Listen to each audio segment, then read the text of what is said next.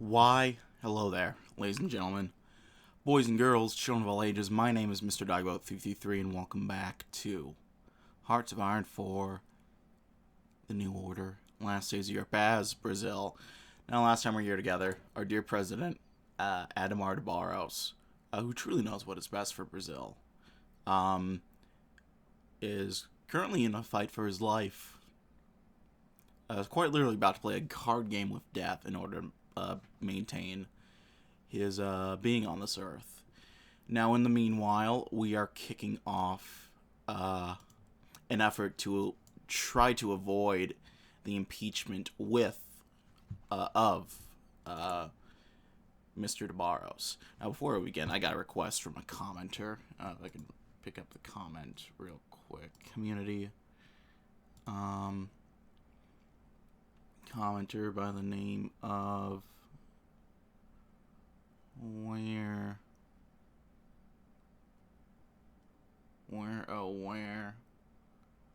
did that comment go? I can't find where it was.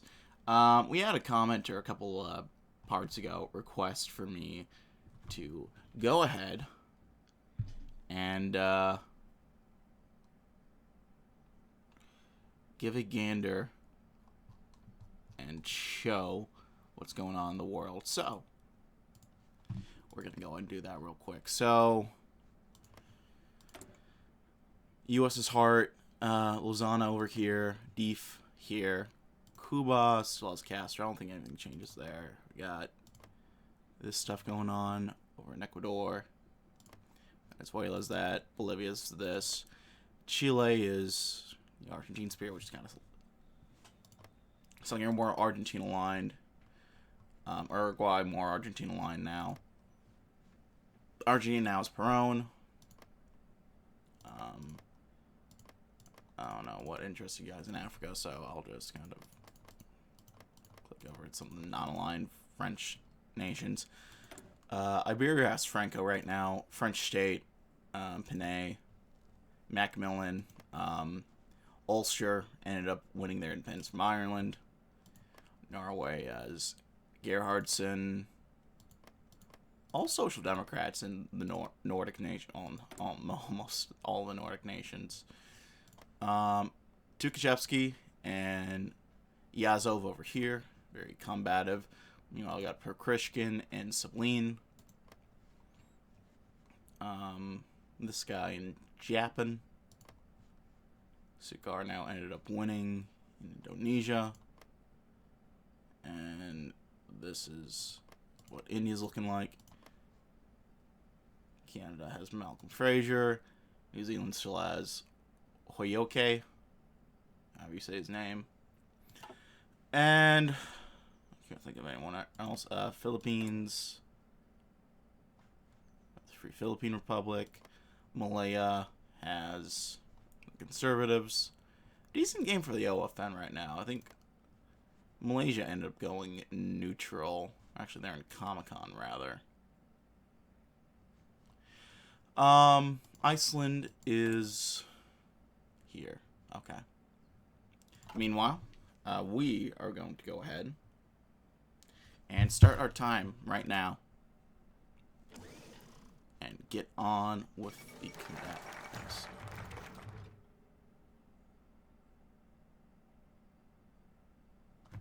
It was a miracle that Adhemar could somehow manage to wrestle both factions to cooperate, Natal thought, as he read over the opposing programs submitted to him by the cliques of PSP. Cutting social spending in the name of rebuilding national debt, reducing national debt. Weren't they supposed to be the party of the people? Who in their right mind would agree to this shit? Was Cafe Philo trying to sabotage the party, or was his head so far up his own ass that he actually sent him to the wrong document? Natal sighed and shifted his attention to the other proposals submitted by the left wing of the party that seemed hell-bent on destroying itself. Natal immediately recognized Vergal's handwriting and started to flip through the pages that were in front of him. Agrarian reform, cutting out foreign investments in favor of promoting local businesses. These are all things that Natal thought were core to the PSP's image. These proposals, they could surely even win back a few voters after this whole coma thing had come and go. As he looked up the last page, Natal began to relax in his chair. There was hope for the PSP after all, till he came upon the expected price tag of these reforms. His stomach sank as he saw the total cost of the proposed agrarian program and necessary investment in local business. Could the PSP actually afford such a cost at this point? I'm gonna run some calculations in his head before coming to a conclusion.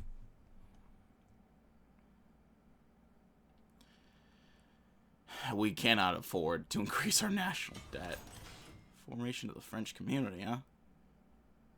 Interesting. Alright,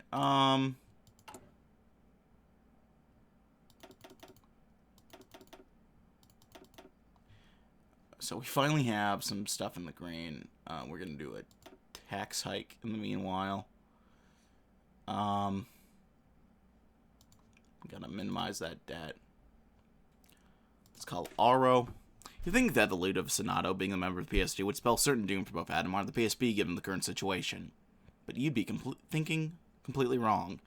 Enter R.O. de Moura Andrade, senator from Sao Paulo. Son of a cattle baron with a certain knack for politics. Everyone hates his guts, but no one denies his ability to get things done.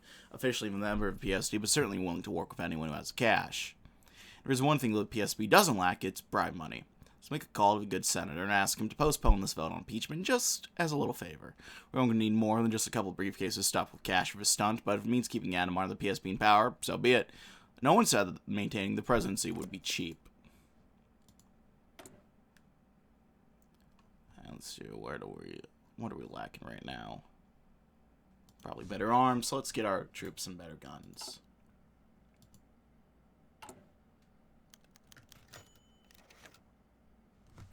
Pedro stood above Adhemar, cloaked in shadow. He imagined what he would look like to the president if he was awake, a boogeyman. He only had a scarce few minutes to drip the poison to Adhemar's IV and then escape the room before the guards switched. Pedro snapped out of his observation and began to put the cyanide in Adhemar's IV.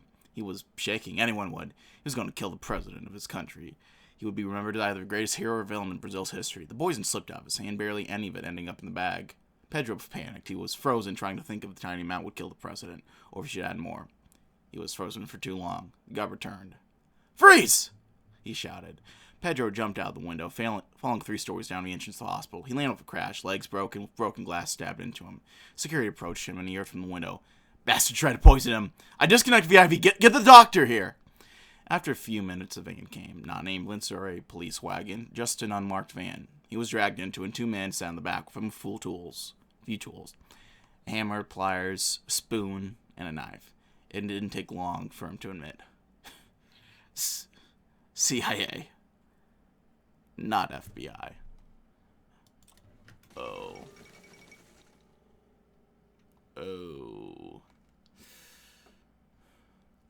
An increasingly shocking development today in Brazil is an assassination attempt failed against President Adhemar has failed. Assassins admitted to be employed by the CIA. Adhemar has been in a coma for some time now and is a controversial figure in Brazil, attempting to abolish consecutive term limits in Brazil and enact other authoritarian policies. Adhemar is also a known Germanophile, attempting to bring Brazil into Germany's sphere, which is widely considered to be the reason for the assassination. The main opposition to PSP, the UDN, has been fiercely denying American involvement, claiming the statement of the assassin is false. What a bad neighbor. Also, is the UDN really the main opposition at this point?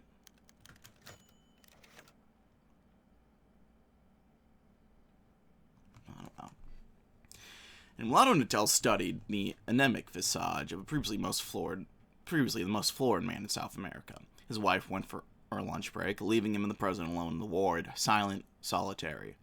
It was another world compared to the murmur and chatter of worried wives, workmen, and other kinds of people populating the streets and corridors out and inside the Sao Paulo hospital.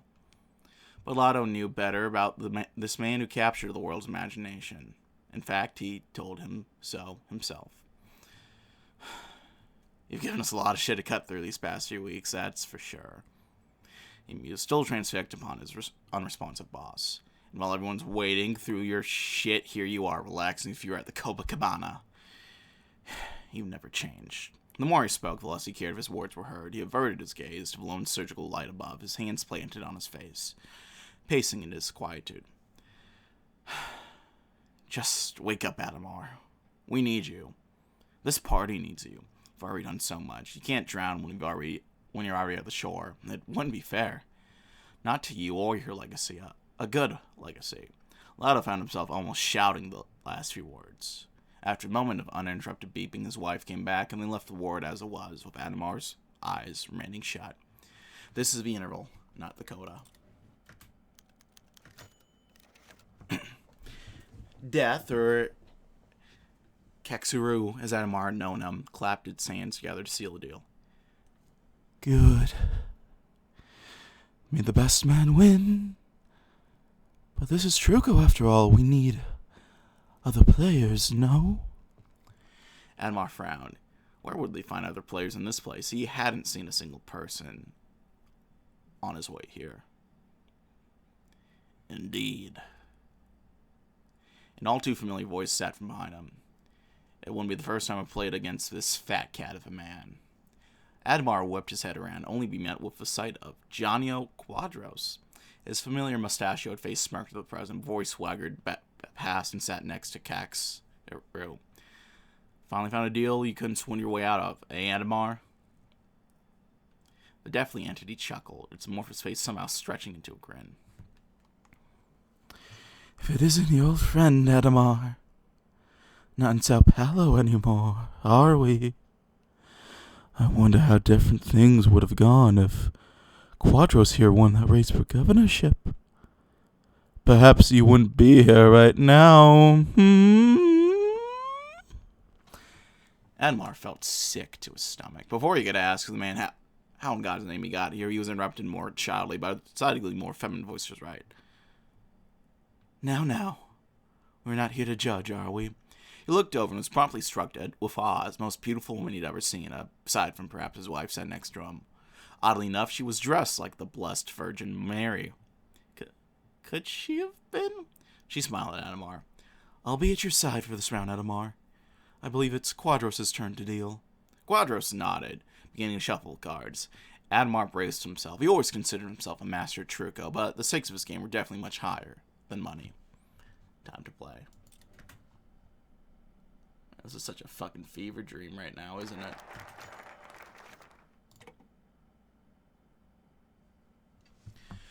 Andrade speaking. Aro, my friend, how are you? Until nervously tapped his feet against the desk he was leaning on. There's only one person left that could buy the PSP time, and it was Aro de Mora Andrade. But Natel could never read the senator's moods and ambition. He'd sided with the PSP before, sure, but in this time of need, Natel, I'm doing well. What do you want? Mr. President, I'll be honest, the PSP and President Adhemar need your help. And what exactly does a party that's falling apart and a president in a coma do for me? Natel's heart rate jumped a bit at the end of Andrade's sentence. It was, thankfully, always about him. It's true that the party's struggling right now. That's why I need your help. If you could delay the debate tomorrow regarding the articles and why would I do that? That doesn't seem very constitutional to me, Natel. I'm sure it's not. I'm also rather sure that you have a re-election race coming up soon, and the PSP has quite the list of candidates just absolutely ready to mount an opposition bid against you. I also have some extra campaign funds lying around here somewhere that could go to them in the next Senate election. But I wasn't sure what exactly to do him. Is he even in the Senate still? He's in Sao Paulo. Here's Sao Paulo. He's not even in the Senate anymore. Oh, that goober. Andrade grit his teeth. This wasn't the first time he was making a deal, but this one felt wrong for some reason. Reaction was re-election, though. Who knew who would come out on top of this whole crisis? Better to stick with the current power brokers, as corrupt as they might be. Fine. I expect to see one of your men within 48 hours. Andrade slammed the phone receiver on his desk. He massaged his temple, trying to find a way to spin delaying the impeachment debate tomorrow. How the hell would he manage to spin that? A bit of cash would ease the headache.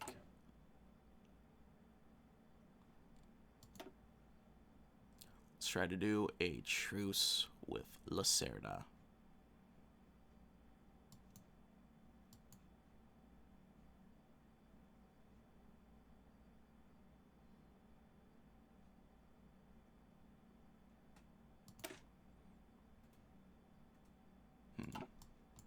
Let's do it.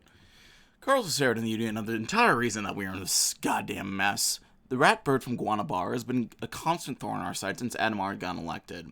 As much as we may hate each other's guts, there's a bigger boogeyman in the room that we can use against Lacerda. We just need to plant the idea that Adhemar gets impeached for PSD, P2P coalition will be the ones on top, and not Lacerda's UDN. And if that happens, Brazil's going to return to Vargas policies thanks to a cabinet filled with leftists. If there's one person that Lacerda hates more than us, absolutely hates more than us, it is Getulio Vargas. Let's see how this little crow caws when we mention Vargas' name. Cover your ears, gentlemen.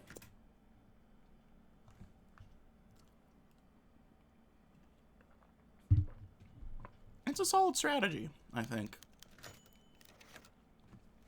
Adhemar lay back contently as the apparition claiming to be Gianni Quadros frowned angrily. For a little bit of skill and a little bit of luck, he and none other than the Blessed Virgin herself had won the first round of Truco. Not Quadros sniffled before fading away in what felt like the blink of an eye. Kexurio chuckled, clasping his hands together. Well, congratulations, Adhemar. You won round 1, but don't get too cocky. The game is not finished. Oh, I'd say he has some reason to be cocky, a familiar feminine voice said from behind him. Adhemar's brow shot up to his hairline as none other than Edna Lott emerged behind him. She shot a scornful look at Death before taking a seat next to Adhemar. After all, he has many friends, and they all want him to succeed. For the brief moment of disbelief, Adhemar thought he could detect an expression of disbelief on the entity's face. That was itself a miracle, as it lacked a static face to begin with, but Adhemar couldn't help but feel some satisfaction over it. It was nice to have some control in this bizarre situation. Vice President, interesting. I must admit I expected you to join me. Tell me, why work with Adhemar of all people? Edna said nothing, picking up her deck. Adhemar glanced at her, and she only nodded at him. A look of determination in her eyes. All of a sudden, the many arguments they had in the past few years felt like nothing at all.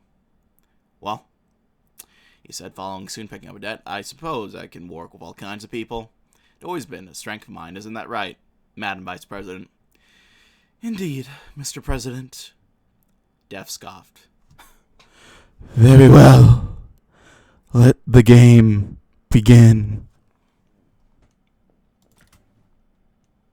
Is that where the relationship factors in, actually?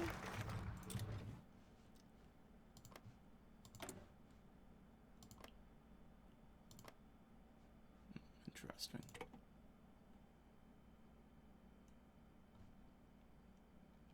Lauder Natel couldn't believe the number he was dialing. Normally dialing the journalist's number is no big deal, but this was going to a certain former governor and one of Natel's least favorite men. But desperate times certainly called for desperate measures, and these are desperate times. Good evening, Carlos Lacerda. Lacerda recognized the voice. Wonder if it was the PSP calling him. Didn't they have someone else to ruin for their endless bribery? I'm not helping you with shit, Natel. Oh, I know. I was just checking in on Brazil's future. You know, the Vargas coalition won a lot of seats after the election in 65. Looks pretty sewn up that once we get impeached over here, that they'd be the ones in control of Senado. What do you think? I know you've got your own ambitions, but I ran the numbers and math on my end, and I don't see for the UDN to get a majority in 69. Tel's words were dripping with sarcasm, and a sinister grin grew on his face. He really twisted the knife now if he wanted. Lacerda, are you still there? No, I suppose I'll see you after this whole debacle comes. Wait, Natel. Stop. I know what you're getting at, you snake, but I want something in exchange. Bingo. Of course, Carlos, this is a two-way street. What's your proposal? You need to stop working for Germans. I don't care what plans you have right now, but poisoning our country with Nazi influence is something I will never forgive. Cut the PSP's ties to Germany for Germans now. Dell thought for a second, considering Lacerda's proposal. Sure, it hurt the economy, but also by the UDN, a few UDN votes against impeachment. I'll increase the tariffs on the Germans, and we'll work our way up from there. Deal? There we go. Let's do Hail to the Air. Sao Paulo is the birthplace of the PSP and Adhemar's career. It's a city of opportunities, a city of chance, and most importantly, a PSP stronghold. If Sao Paulo falls, then the PSP is truly lost. Since Adhemar's ascension to the presidency, one man in particular has made his impact felt throughout the party. No one expected it to be the son of Getulio Vargas himself, but he has been a key member of our party since his election, and he has assumed Adhemar's role in Sao Paulo as the main PSP broker in the region. We need to hold on to Sao Paulo at all costs. A quick chat with Getulio Vargas Jr. is in order.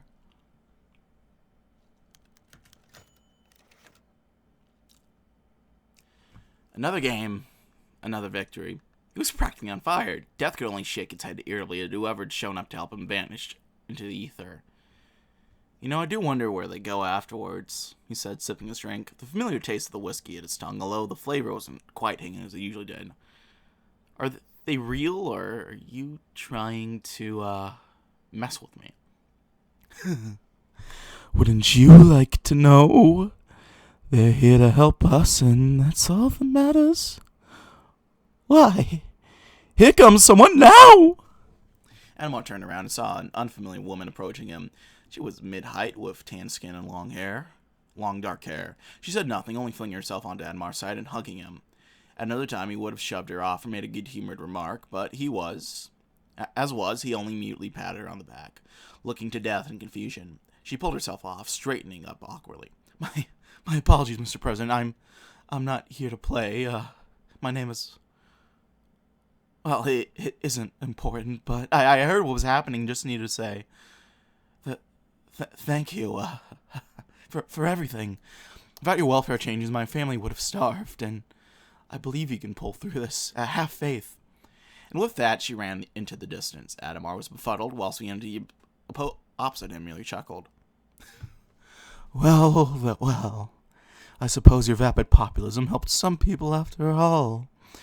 People other than yourself and your allies who made their fortunes off of contracts. At another point in the game, these comments would have rattled him, but the sincerity in that woman's eyes, he knew that it had all been worth it anyway.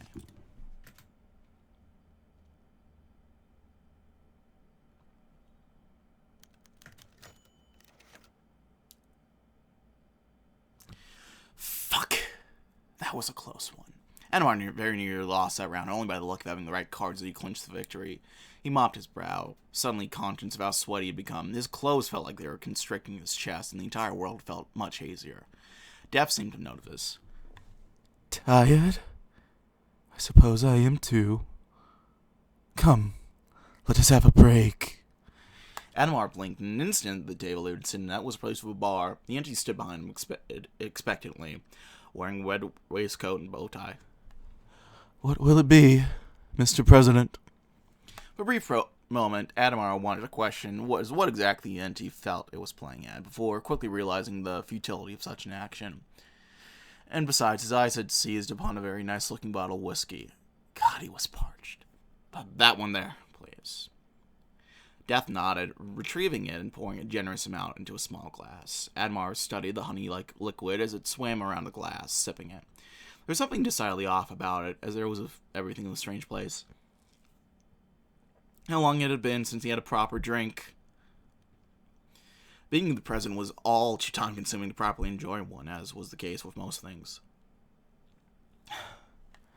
Penny for your thoughts, Mr. President. You seem drained. I suppose that's what power does. It sucks the life out of you. Like a vampire, perhaps a leech. I imagine it must be worth it in some way for so many to crave it.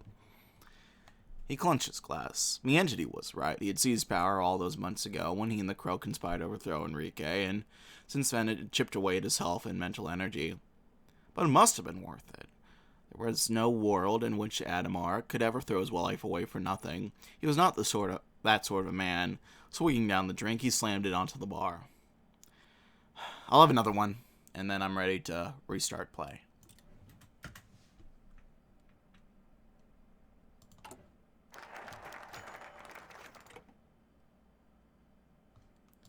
Well, there's no support for the PSP impeachment right now, so I don't know what the point of this is. Since Adhemar had fallen into a coma, Natel was a furious mess. Calls were being made every half hour to various politicians he never talked to, begging for support both nationwide and the Senado. But as he continued to make his way down the list, there's one person who could finally have a true heart-to-heart conversation with. Who called me? Oh, okay. I just missed that call right now. That's alright. As his phone rang, he picked up the receiver and put it to his ear with a wide smile on his face. Gattulio, my friend. Finally, someone who I can have a candid talk with. Natel could hear Gattulio Vargas Jr. chuckle on the other end. If there was anyone who he could show if there's anyone to show that anyone and everyone could be in the PSP, was the fact that the son of Vargas was somehow an individual member of the PSP. I tell my brother, it's been too long. How are you doing? I imagine it cannot be easy walking in your shoes right now. You have no idea, Gatulio. I'm fighting fires here with nothing but dry matchsticks. But listen, I need your help. Of course, Lana. What can I do? Can go around with the usual people in Sao Paulo, make sure they're still on our side. I'd do it myself, but certainly. I'll get on this afternoon. But I called you to ask a favor myself, actually a couple. Until leaned back in his chair. Here comes the fun part. Whatever you need, the party will provide. What exactly do you need? Well, we have to start thinking about re-election soon. I have some ideas for promising candidates in the region, and don't forget about the children in Sao Paulo. We need to keep investing in the scientists here. If you send me a list of candidates, I can get around to them as soon as I can. And we'll earmark some funds for new chemistry labs at the universities. But I need to make sure Sao Paulo stays on our side. Consider it done, Natel. I'll talk to you soon. Billboards of Adhemar and Vargas Jr. promising prosperity were seen all over Sao Paulo. Next day. There we go.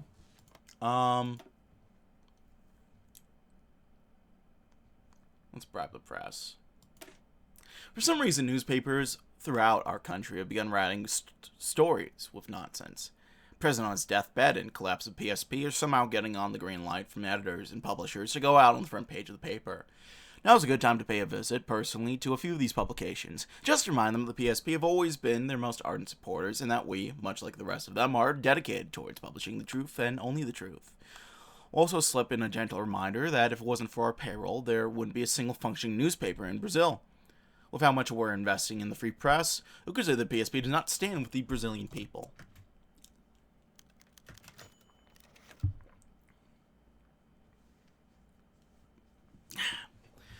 I salute you, Mr. President. The voice coming from the fog caught Adhemar by surprise, which had begun to face he thought he'd never see again. Admiral Alvaro, his nuclear assistant. He approached the stunned president with enthusiasm that Adhemar never imagined to see from him. I must be frank, of all the presidents I was forced to salute, you were the only one who deserved it. You did what Vargas nor Lot could. You secured Brazil's place at the top of the world. You, my friend, you did the job of every responsible leader. You worked for our future, and for this I'm deeply thankful. The smiling admiral excitedly shook hands with his president, silently muttered to himself, the job of every leader. As the admiral walked towards the fog, he turned back to Adhemar. You're a great man, Mr. President. Don't forget that. Adhemar looked back at his deck and peeked at the cards above the table. He had won once again. That was easy. How many fucking rounds are in this game? Death chuckled in amusement.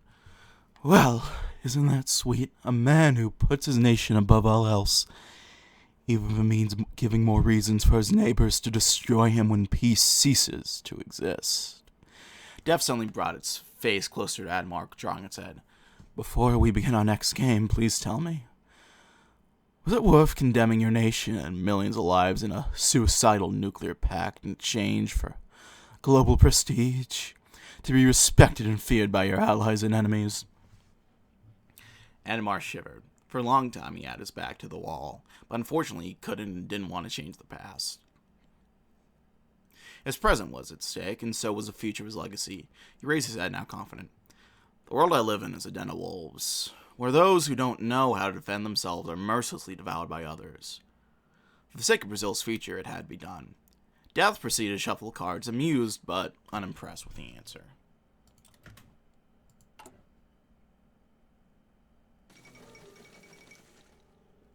The internet's online.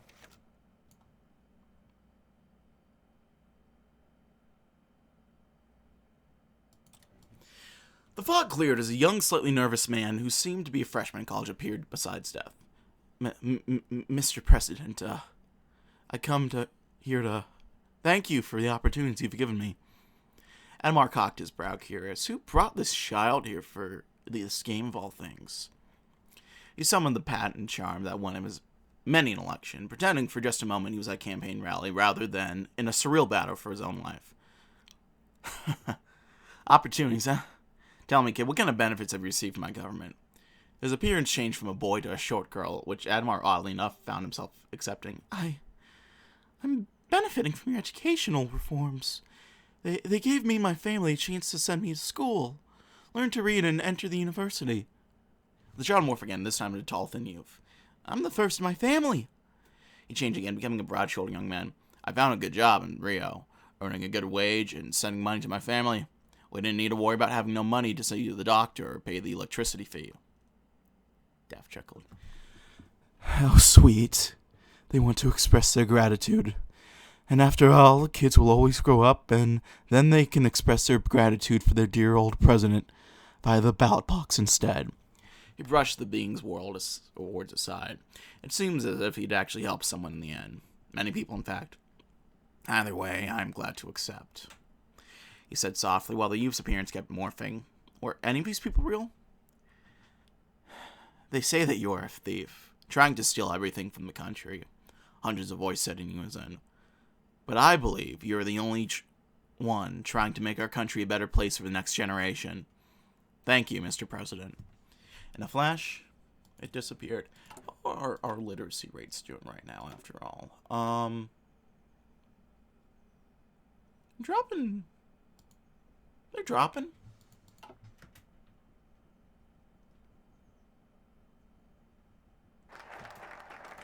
No press has been bribed.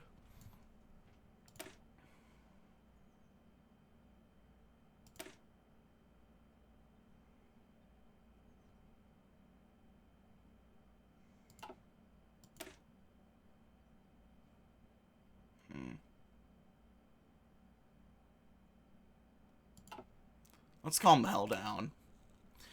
Despite our best efforts, the nation continues to collapse in on itself. Protests are becoming more frequent by the day. Smooth-talking politicians continue to mislead the public against us, which only makes a protest evolve into riots.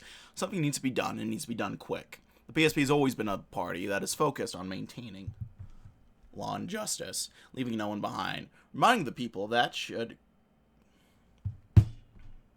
calm a lot of them down and ensure that the order returns to the streets. The real question is what to do about the circus ringleaders who continue to rile up the good men and women of Brazil against us. Well, that's the question, isn't it?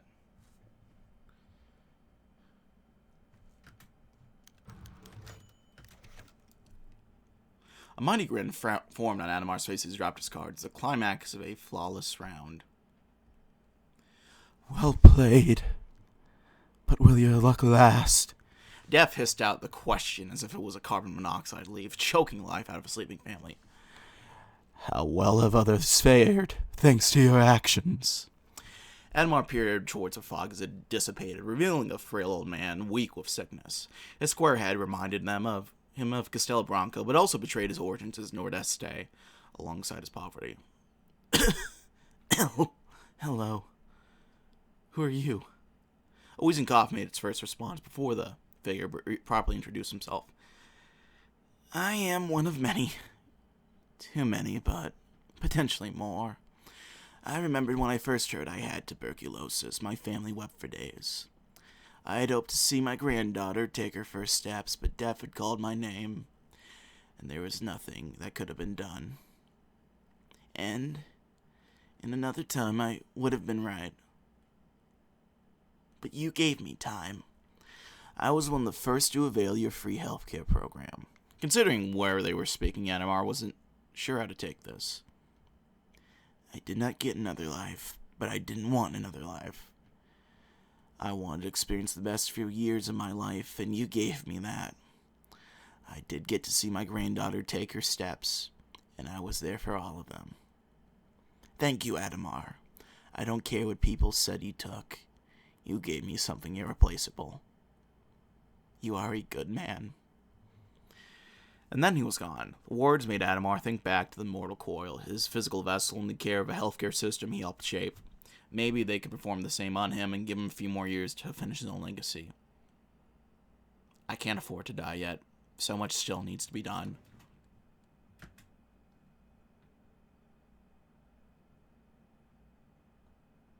Does the UK own Bahamas now? They do. That's right.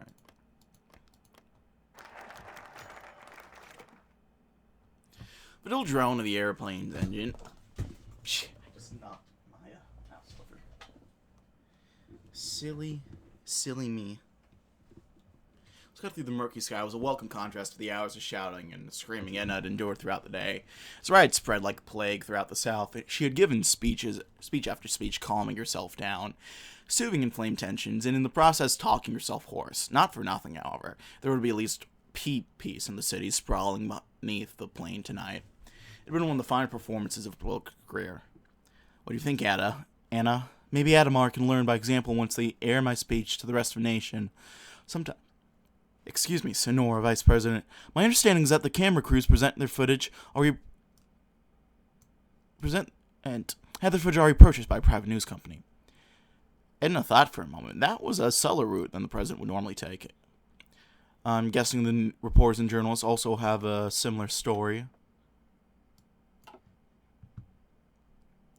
Yes, apparently they were under a news quarantine regarding the riots as to not inflame the situation. Funny. Seems like only one person is actually quarantined here. Check. But not me. Damn. Sneaky. Got Montreal. I want to see what Canada gets content-wise whenever that ends up dropping. Let's utilize Carell's connections. If you're a Brazilian president and you want to stay in power, you better have the military on your side. We need to make sure of this now more than ever, especially since our Minister of the Army has suddenly gone missing. Carell is hardly a popular person, but still a significant sway within Brazil's armed forces. Getting him on our side will ensure the military is pacified for the time being. It might not be cheap, but it'll consolidate our power in the country. Wait, Carell's gone. Yeah, we have Medici now. So what in the goddamn hell are they talking about?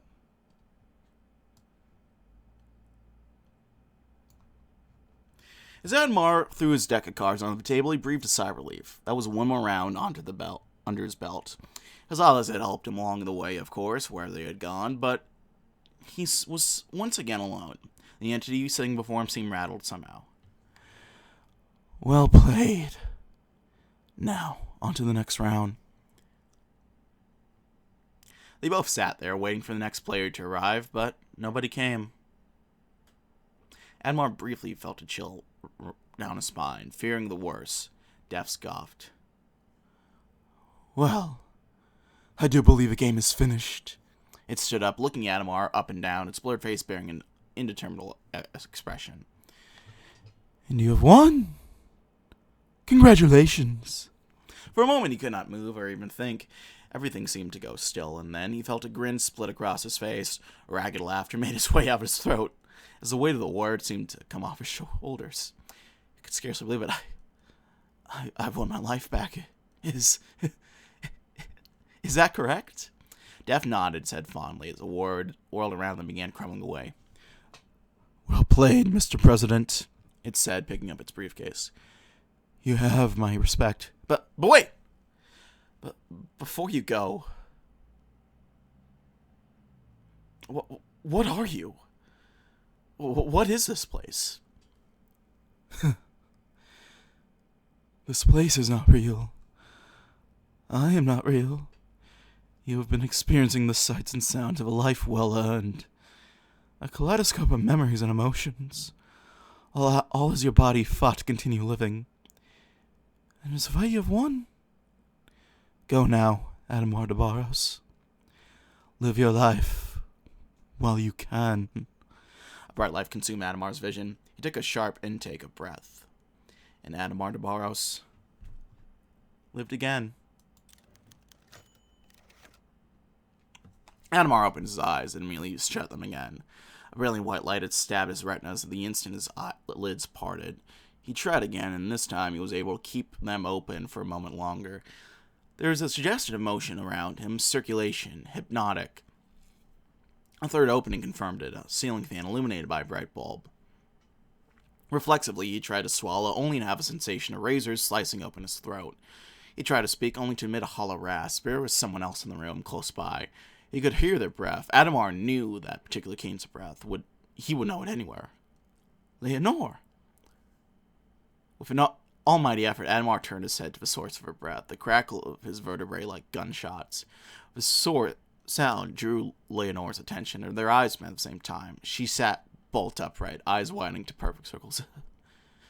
Adhemar. Adhemar managed to nod. Still here. Leonor filled her lungs and rose from chair. Doctor! He's awake! Moments later, a cavalcade of medical practitioners stormed the room. Every manner of test commenced, and soon a doctor stood over Adhemar asking him questions. Adhemar managed to sip some water and get his vocal cords to work. Get me Lotto. My chief of staff. I need flight back to the capital. Finally, he grabbed the doctor's wrist and tell no one I'm awake. The president of Brazil collapsed into his bed.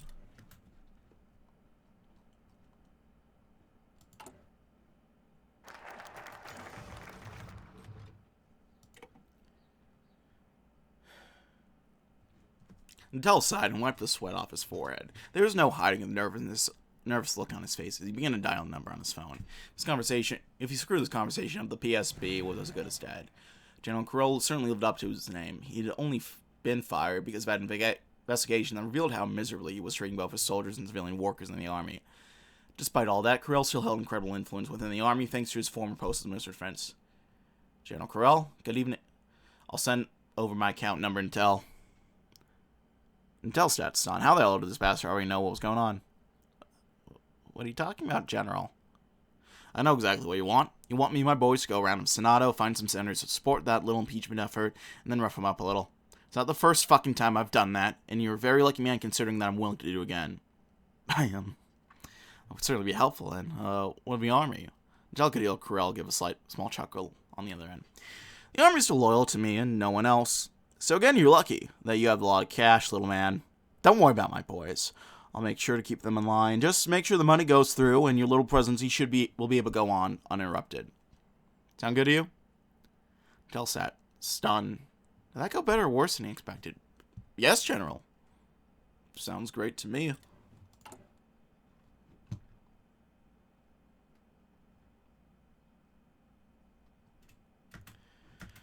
Huh. So we have a choice between the Communist Hydra or the Old Alliance.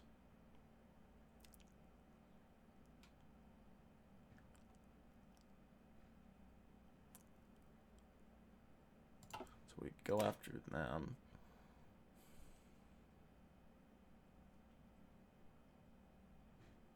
So the PCB or the Men of Sigma. Not to be confused with the Men of Ligma, of course.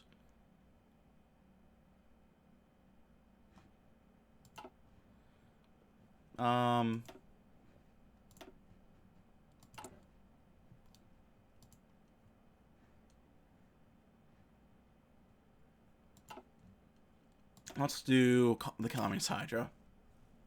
We're in the goddamn shit now, boys. Impeachment corner is just around the corner, and we do not have the votes to stop it going through currently. None of the major parties are willing to listen to us, and every one that we could have bribed has already taken the money. Time to take massive risk.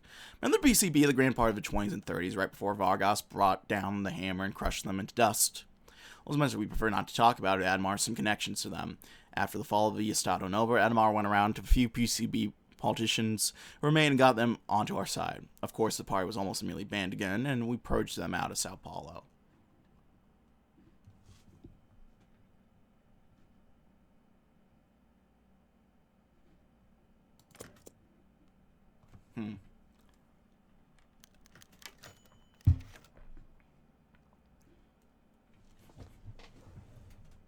Oh shit, we need more electricity. Construction. Oh, we do nuclear reactors. That sounds fun.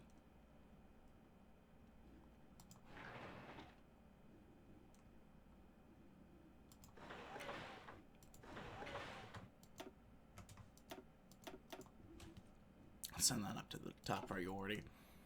As another day dragged on, the Senate, Enna tapped her foot impatiently. Her battle for impeachment turned from a crusade to a quagmire, as the proceedings had brought Congress to an utter standstill. Almost nothing had been accomplished in the past week to the vice president's frustration. While two PSP senators droned out another irrelevant speech, Edna began to dispassionately draft her next argument. A few minutes later, the senators suddenly stopped their ramblings as the door creaked open. Looking up, Edna gasped as Adhemar entered the room. shakily leaning on a black cane. The president slowly looked around the room as the Senate stood in shocked silence, surveilling the entire scene with warless disapproval. When his gaze landed on the opposition, Edna and Adhemar locked eyes. An arduously long moment passed. With a curt nod, Adhemar turned away and took a seat in the observation gallery, overlooking the proceedings in silence. As the PS began to rally behind the president, Edna slowly turned to Brizola and Neves. The two men looked around, confused, awaiting the VP's orders. After a deep sigh, Edna spoke. I'm sorry, but after this turn of events, I can no longer support impeachment. Neves sighed in disappointment, while Brizola's face contorted with anger. How could you do this? How could you betray your party and principles for that man, that corrupt rat? Does your cause mean nothing to you anymore? Edna said nothing, a mix of sorrow and regret staining her face. Silently, he rose and began to walk towards the exit. Behind her, Brizola yelled after her. You sell out! At least Adhemar had some convictions, but you're nothing but a damn traitor. You and your puppet master may have won today, but you won't be vice president for long. I'll make sure of it, personally. Every tool at my disposal will... Brizola's tirade was silenced as Edna slammed the door behind her, but his words still rang out in her ears. As she lay sleepless in her bed, Edna wondered if things could have gone differently. Impeachment defeated.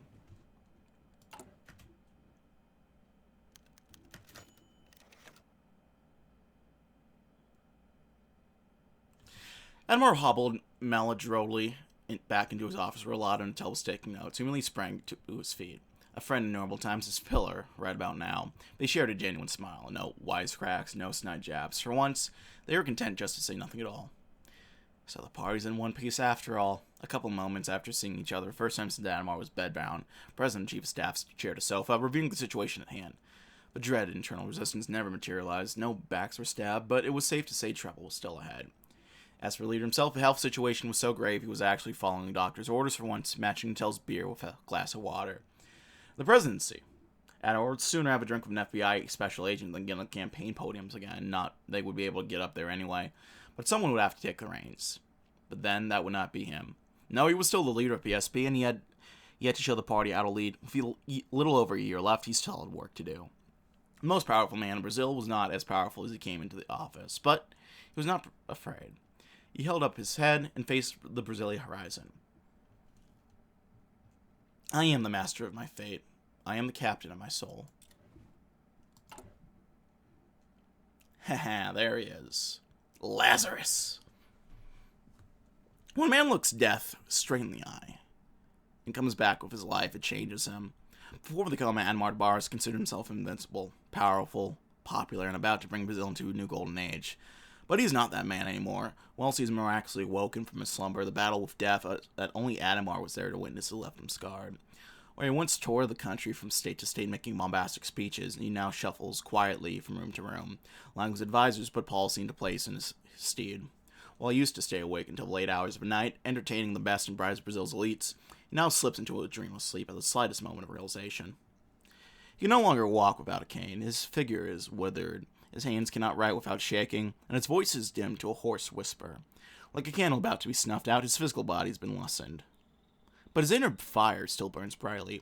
As a man who has stolen and cheated his entire life, Adhemar knows that even he can only cheat death once.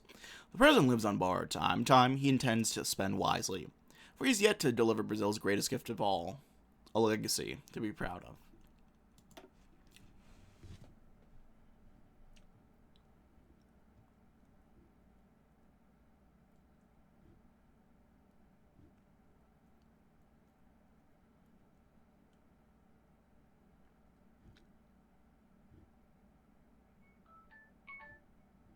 Okay.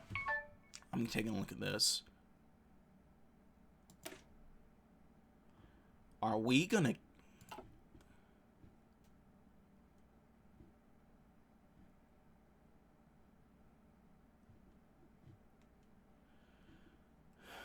Interesting.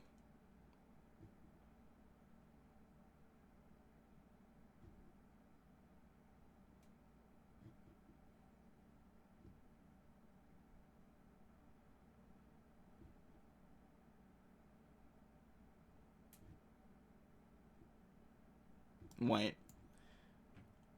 So this finished before. So what the fuck do we do now? I don't know if if we were supposed to get that event so quickly. I'll be honest. Oh well, we'll worry about that when we get there next time. But not this time, however. I'm gonna leave things there. Thanks so much for watching. Like, dislike, if you didn't. Leave the comments, the feedback down in the comment section below. You know the drill by now. Thanks so much for watching, gang. My name has been Mr. Dogboat333, and I will see you all next time. Bye-bye.